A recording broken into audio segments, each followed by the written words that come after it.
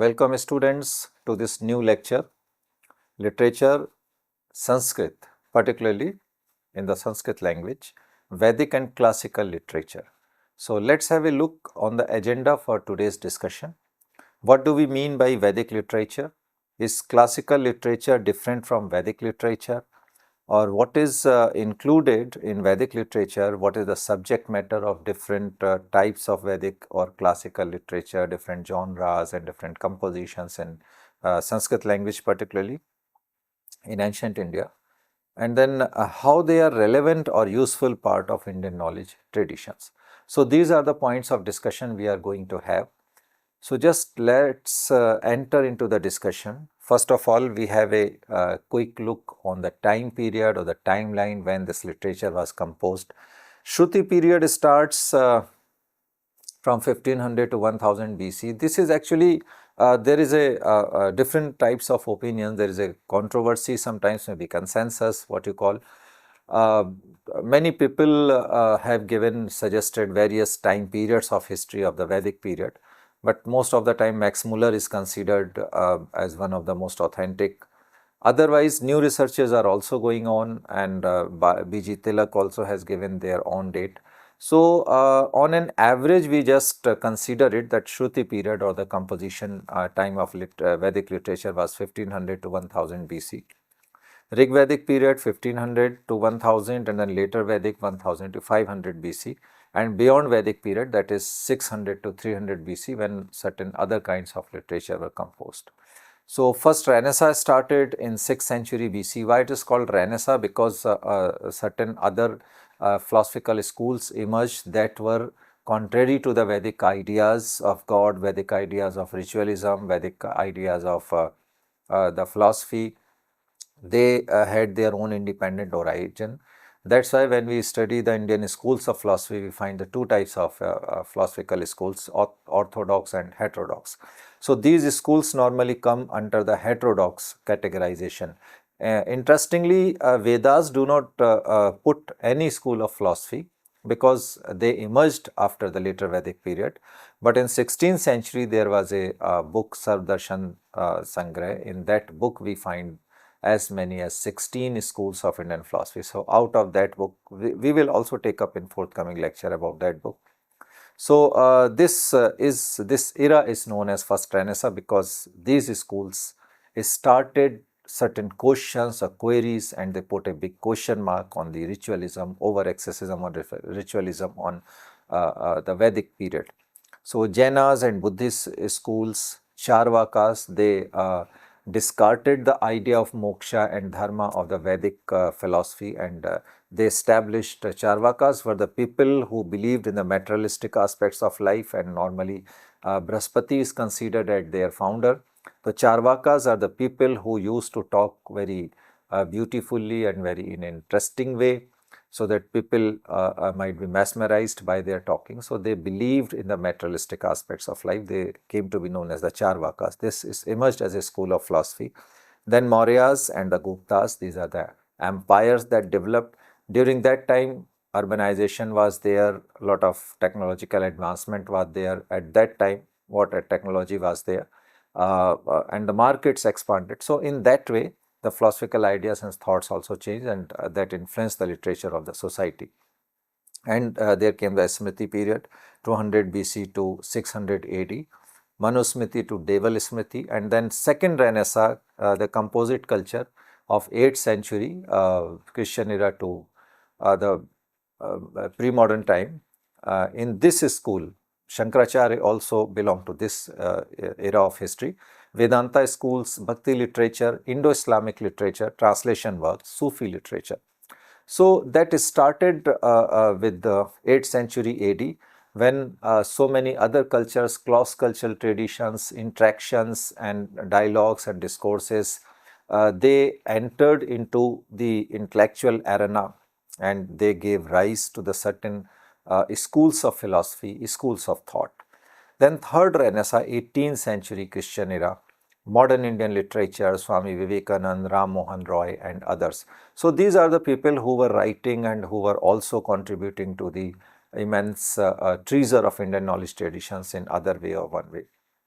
So now coming back to the point of discussion for today, in this lecture we are just concentrating on the Vedic literature and its entire corpus and its different forms, and some special discussion on some of the aspects of Vedic literature. So Shruti literature, the entire corpus of Vedic literature consists of the four categories. The Samhitas, they are known as the books of mantras, where mantras were composed in praise of the gods and deities. Then Brahman Granth or Brahmana books, books of rituals, they are basically concerned with the karma kanda, how to perform a particular yajna or how to perform a particular ritual. So they are normally known as the books of rituals. Then comes the Aranyakas, books of forest. Aranya means forest, and these books were solely written or composed for the people who were living in the sannyas ashram, in the forest. And many of the books were composed by these people based on their experiences and life interactions, and some other peoples also accumulated their own experiences. So these books gave rise to the discussions and the queries of the nature, and they put certain questions. So here philosophical inquiry begin out of the Aranyakas, and that philosophical inquiry just expanded in the form of Upanishads. Upanishads are the purely books of the intellectual exposition of the human mind and human meditation, and out of the discourses, out of the dialogues, out of the different kinds of pedagogies. These are basically the philosophical discourses on high cosmological or spiritual matters like Atma, Paramatma, the metaphysics, the epistemology, and so on. So Upanishads are basically known for their methods and pedagogy and their style. This category of literature is considered as Shruti. Why? Because it means what is heard, the product of the divine revelation. Vedas are basically considered as the Aparushya. They were not composed by any human being, rather they were revealed when the rishis and manishis were in the deep meditation. Then they attended those divine revelation, and later on they passed on or they transferred whatever they have heard to their next generation of the students, and through this generation to generation transmission of the heard literature, whatever has been heard, that's why it is called the Shruti. Jo kuch suna gaya, that's just called the Shruti literature. The whole of the literature seems to have been preserved orally, although there may have been early manuscripts to assist memory. So now one by one we just take up in a brief way. Shruti literature consists of the Samhitas. There are four basically Samhitas. They are the mantras. Rigvedas, oldest of all the four. Time period is given. Collection of mantras praising the gods. Rigveda mentions 33 types of gods. Often it is considered that there are 33 crores of God or 33 types of gods. So koti means in Sanskrit that the two meanings this word is having. One is the crore and one is the types. So since Rigveda mentions these 33 types of mentions, so we may take this meaning also. And the names of these 33 crores Devi Devtas are also mentioned on your screen. You may see it, you may have a look.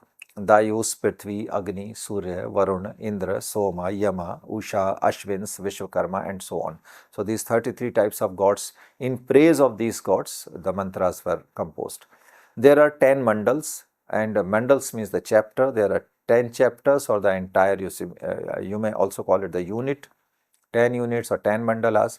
And each mandal is named after rishis who are associated to it. So some from 2nd to 9th mandal are basically named after the families of the rishis. Sometimes they are also called the family mandalas. Rigveda has the 5 branches: Shakal, Vashkal, Ashvalayan, Shankhayan, Mandukya. So we are not discussing here in the detail. We are just trying to collect the information about this literature. It is a collection of 1028 suktas, that is called the hymns. Rigveda mentions 9 rivers. Normally the Punjab, because these people settled in that area, Aryans settled in that area, So normally Punjab is known as the rivers irrigated by the 5 rivers. So in Rigvedas, these 5 rivers are mentioned as Shatudri, Vipasa, Askini, Chanab, or Ravi, that is called the Parushni. So these are the names, modern days Ravi, Askini, Chenab, and Jhelum, and so on. So each Veda is associated with one Prohit, or you may say one Prohit is associated with one Veda, because that is called the expert of that Veda, and that expert is known as who is associated with Rigveda is Hotra.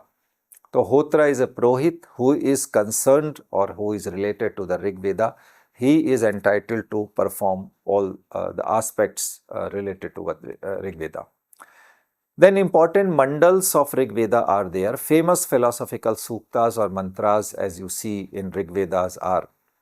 These mandals are also given on your screen. You may see Grat Samad, these are the names of the rishis, Vishwamitra, Vamdev, Atri, Bharadwaj, Kanab, and Angiras. They are associated with the mandals from 2nd to the 9th mandals. And 10th mandal is specifically important because it mentions the 4 famous philosophical suktas or the mantras. They are, I think you have heard these names. Purush Sukta, that is mentioned in chapter 10th mandal, and it is known as the cosmic sacrifice of a primordial being, Purusha, from whose body the entire universe has come out. And the concept of 4 Varnas is associated with the Purush Sukta because this entire Brahmand or that Virat Purush is conceived in the form of a Virat, the great human body. And out of that human body, 4 Varnas were emerged: Brahman, Kshatriya, Vaishya, and Shudra. And they emerged these ideas about cosmic order and social origin used later in the Dharma literature, because this is the origin of the Varna system, Varna Vyavastha. Later on, when society changed, that Varna system were converted in the caste system. But Rigveda doesn't mention in that perspective. Rigveda just says that it is a symbolical, as later on many people tried to explain it. One of them is the Dayananda Saraswati. So we will also look at it. What is the philosophical implication of this Purush Sukta? Anyway, this is the origin of our Varna system. And in the Hiranyagarbha Sukta, we find hymns of the golden womb, embryo, a creation of primordial being whose products is the universe. So it is considered that this entire universe came out of golden womb or golden embryo, that is the big kind of, that is the golden egg. Embryo expression, early expression of a transcendental creative principle, precursor to later cosmogonic ideas. So Rigvedas also give us the cosmology or cosmogonic ideas and the origin of this universe in that perspective. And Nasadiya Sukta, again the one mantra in the poetic form in beautiful poetry, the famous creation doubt, that is called the or hymn that asks whether anyone can know how the universe came into being, in the form of poetry. A striking example of a skeptical speculative poetry in Vedic corpus raises metaphysical questions. So Nasadiya Sukt is considered that when there was nothing, even nothing was not existing, that Brahma was already there. So he created out of no existence this entire universe. Then Gayatri Mantra is associated with Rigveda. We all are acquainted with Gayatri Mantra. This is very famous and popular mantra, almost recited in all the rituals in day-to-day our religious life. This also comes from the Rigveda's 10th mandal.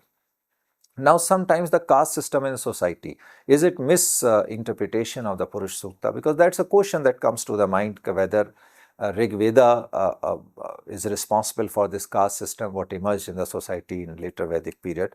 So this is the idea of the Purush Sukta, where the entire universe is that idea of Brahma or the creator is conceived in the form of this Virat Purush, and he is having the multiple mouths and multiple hands, and out of the mouth or out of the Vani, the Brahmanas originated, out of the hands or the shoulders, the Kshatriyas came out, and out of the belly, the Vaishyas came out, and out of the legs or the lower part of the body, the Shudras came out. So this is the idea what is given in the Vedas. But You see the caste system in India is also associated with this Purush Sukta. But Swami Dayanand Saraswati in Satyarth Prakash, he gives certain viewpoints. He says he rejects normally the caste system based on birth, that is jati, but supports the original Vedic concept of the Varna system based on an individual merits, qualities and actions, that is guna, karma and swabhava. So we are here only putting his ideas. We are not going into the discussion due to the paucity of time. He again reinterprets the Purush Sukta, arguing that the passage is not the origin of birth based caste hierarchy, but a symbolic organic analogy for a harmonious society.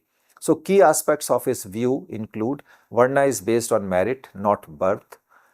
Abolition of untouchability, he condemned the practices of untouchability as being inhuman and against the true spirit of the Vedas. Again, he says that social mobility, if a person's character and actions change, their Varna can change as well. So, this was a radical message for 19th century Hindu society. He also gave the slogan, back to Vedas.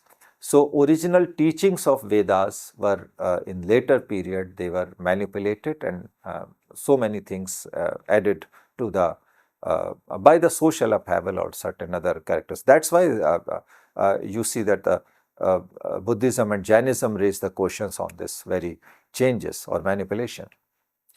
Advocacy for all. To prove that no one is barred from accessing divine knowledge, he cited passages from the Yajurveda emphasizing that the Vedas should be taught to all people, including women and Shudras, because it was an apprehension in the society that Shudras were denied even to listen or to recite the mantras of Vedas. So here Swami Dayananda Saraswati also cites one of the mantras of Yajurvedas. So now come to the next point, that is Hiranyagarbha Sukta, the cosmic egg as the origin. This is some imaginary picture, and credit also I have given the links to it. The cosmic egg as the origin, the questioning of the creator, the supreme being as sustainer, a move towards monotheism, a move towards that is monotheism, the one idea of God, that only one origin of Brahma is there, all else is only his creation.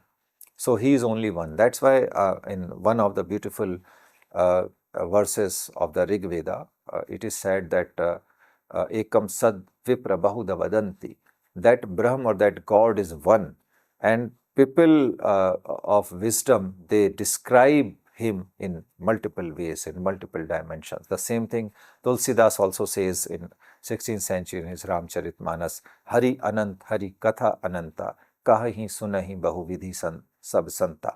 So that's the origin of universe comes from the same Brahma, and people interpret that same entity, ultimate truth, in multiple ways. So this also establishes towards the monotheism.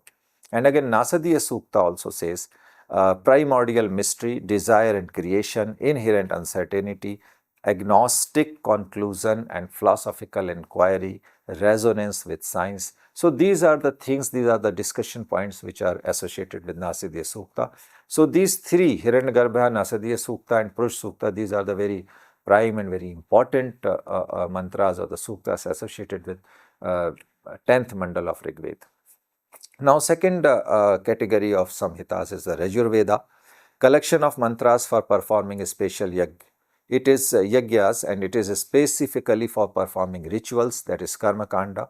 There are two parts of Yajurveda, one is Krishna and another is Shukla Yajurveda, and it is the only Ved that is offered both in prose and poetry.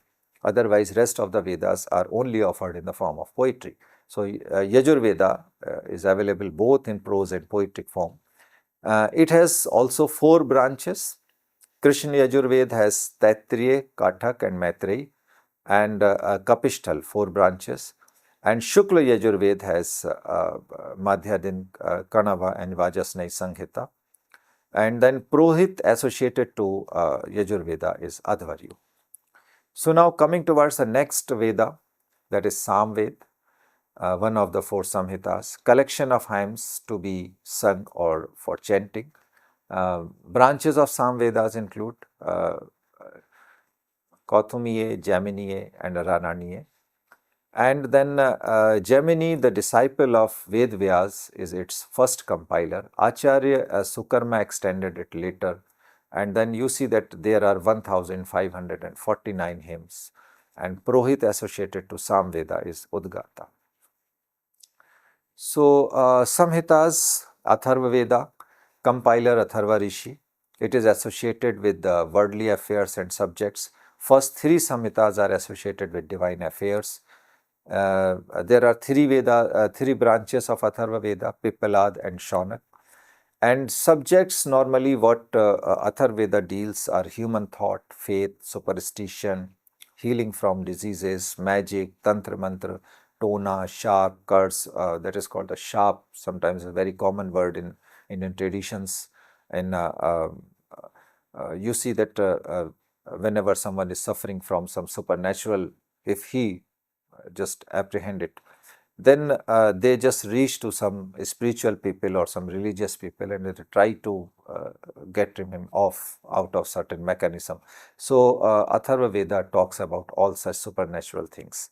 Vashikaran or blessings or penis or worship, beauty, marriage, motherland. So that's why Artha Veda was compiled after long after the Rig Vedas, because during that time society expanded and these were the things, experiences of the people, that some supernatural elements are there, some evil spirits are there, and they also disturb the human normalcy of life. So that's why there should be some mechanism to just heal the suffering humankind. So that's why Atharva Veda provides such kind of things.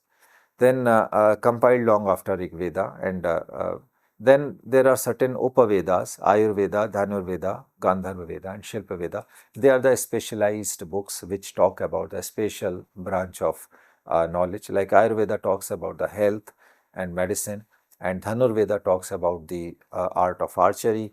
Gandharva Veda talks about, say, music and recreational activities, and the Shilpa Veda architecture. So, in later period also these skills also expanded. Then Shruti literature, the second category, Brahmanas, created for explaining yajna and their procedure. Brahmana refers to yajna, sacrifices, process of procedures of sacrifice, vidhi vidhan or karma kand. Samhitas refers to praising or worshipping Shruti Pradhan, but Brahman Granths refers to Vidhi Pradhan. So, this is the broad division of the Brahmana Granths. For all Vedas, there are separate Brahman books, because Rig Veda only offers the hymns or the mantras in praise of these gods. How to perform the worship, actual activity, that is offered by Brahmanas. So, each Veda has its own Brahman Granth, Rig Veda. The associated Karma Kand would be done by Aitreyi and Kaushitaki. These are the two Brahman Granths associated to Rig Veda. Then Yajurveda, Taittiriya and Shatpat. Then Samveda, Shadvinsh, Tand and Jaimini. And then Atharva Veda, Gopat Brahman. So these are the books which are associated with four Vedas. Brahmana books also talks about social, scientific and spiritual implications of sacrifices and their fruits in human life and beyond. Then Aranyakas. Aranya means forest. Last part of Brahmana books for teaching in forest, gurukuls in deep isolation, Vanprasthashram, as we have already discussed it. They are the first books that starts thinking deeper aspects and give preference to Chintan and Gyan, thinking and knowledge, over sacrifices or rituals. So, Aranyaka Granths motivated the thinking. Thinking is the, you can say, seed of philosophy. It starts the darshana or beginning of darshana. Later they became a precursor to Upanishads. Aranyakas subjects normally they deal with fast activities and sacrifices, living in Vanprasthashram, spiritual interpretations of sacrifices. Then some famous Aranyakas are Aitreyi, Shankhayan, Taittiriya or Vrihadaranyaka, Jaimini, Chandogya. They were also came to be known as the certain titles of the Upanishads like Chandogya Upanishad or the Vrihadaranyaka Upanishads. Aitreyi, Kaushitaki, these were the Brahmins. Then Upanishads, finally. Last part of Vedic literature. Upanishads means sitting near the teacher, sitting near the teacher. Upa and Ni and Shad, these are the three breakings of the term, and you will get the meaning: sitting near the teacher or the guru, highest form of thinking, treasure of Indian philosophical zenith, mystical dimension of divine knowledge and realization. So Shankaracharya interpreted basically 10 Upanishads. It is said that 110 Upanishads were composed, but today we find the 10 Upanishads as well explained and interpreted by Adi Shankaracharya during 8th or 9th century, during that time. Later on, today, many other Upanishads are also available with the commentaries by many people. Even Swami Vivekananda also gave his commentary on the Upanishads, and he is also the precursor of Neo-Vedanta philosophy. So, we will also come to that. The 10 Upanishads which are popular: Ish, Ken, Kat, Prashna, Mundakopanishad, Mandukya, Taittiriya, Aitreyi, Chandogya and Vrihadaranyaka. So, these 10 Upanishads, or sometimes one title, I have one book of Upanishad published from Gorakh, Gita Press, Gorakhpur.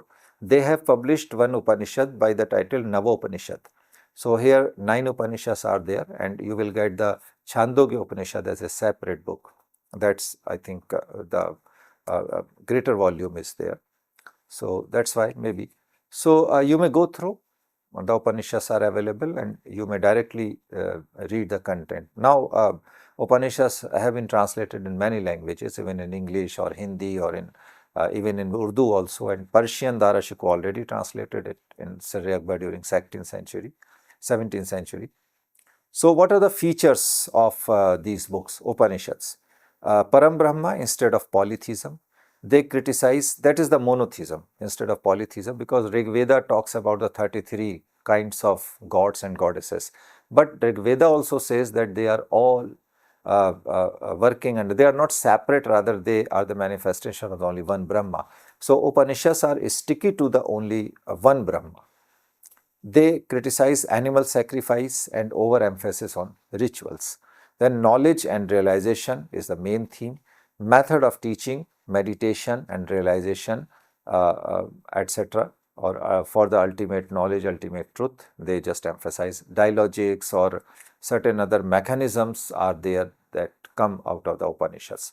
Literal meaning: sitting down near, referring to the disciple, sitting near the guru to receive secret or esoteric knowledge. So, we can have some elaborated discussion on the Upanishads, because since it is very important, they play a very important role in enhancing the Indian knowledge traditions, and they are actually the basis of entire Indian knowledge traditions. Whatever development took place in medieval period or the modern period or even today, they all have a direct link or the direct route to the Upanishadic period, because they are the basis of Indian philosophical traditions. That's why we will give some more discussion on it. So, often scenes are laid in the ashramas, gurukuls, assemblies of kings and places of sacrifice. We see these are the places which are exposed in the Upanishads, in the scenario, in the discussions, in the dialogues. We find that sometimes assemblies in the court of the kings, or sometimes in the ashramas, or sometimes even in the heaven. You see when Indra and Virochan, they reach to the Prajapati in one of the Upanishads, and they talk about the topics of immortality. And sometimes you see that Nachiketa reaches to the door of Yamraj, even god of death, and there he teaches to Nachiketa the secret of the death. So, the places are in a larger than life scale. So, that's why Upanishads are very grand in their presentation. We find highest form of dialogism, conversation and samvad on esoteric aspects. Dialogism is one of the original contribution of Indian knowledge traditions. Now the entire world is approaching this mechanism and claiming that dialogism comes from this part or that part. Even in one of the Russian personality, Mikhail Bakhtin, he is credited to the dialogism. Or you see that pedagogy of oppressed by Paulo Freire, they also claim, John Dewey also claim. But actually dialogism or the dialogics originated from Upanishads. That's the reality that cannot be changed. Whatever development is there in the later period, that's the apart from it, that's another aspect. We have to understand the grand idea of the dialogism and the mechanism and different forms of samvad, the vitanda or vad, or so many other things. In Kashmiri Shaivism, we also find the traces in Abhinav Gupta tradition in Kashmir philosophy. We also find the different mechanism of dialogism and so on. So Upanishads are the basically source of this pedagogy. They deal with 6 primary concepts: Brahma, Maya, Atma, Avidya, Sansar and Karma. These are the subject matters of Upanishads, and here you see in the picture on your screen, you may see one is the imaginary pictures, because nobody can claim that we have the original picture of Upanishad period. They are all either painted or they created by technology. So, in one of the pictures you see Yagvalk and Brahmavidya to King Janaka. So, Janak was a king, you all know the same Janak who was the father of Sita. So, he was also a saint. That also establishes that even a Kshatriya can be interested in the acquisition of knowledge. So, that also establishes that at that time Varna Vyavastha was not sticky to the intention or the profession of a person. Then exploring Upanishads, again it militated against the whole of Karma Kanda or the path of rituals. Upanishad discarded, rather Upanishads believe in the intellectual discourses and intellectual discussion by way of meditation and so on. The way had already lost its charm and had become mechanical and meaningless. Upanishads discourage sacrifices and reduce them to a subordinate position as they compare it to leaky boats. So again, basic concepts form subject matter of Upanishads: Brahma, Maya, Atma, Vidya, Sansar, Karma, Guru, Shishya, pedagogy, meditation, penance and so on.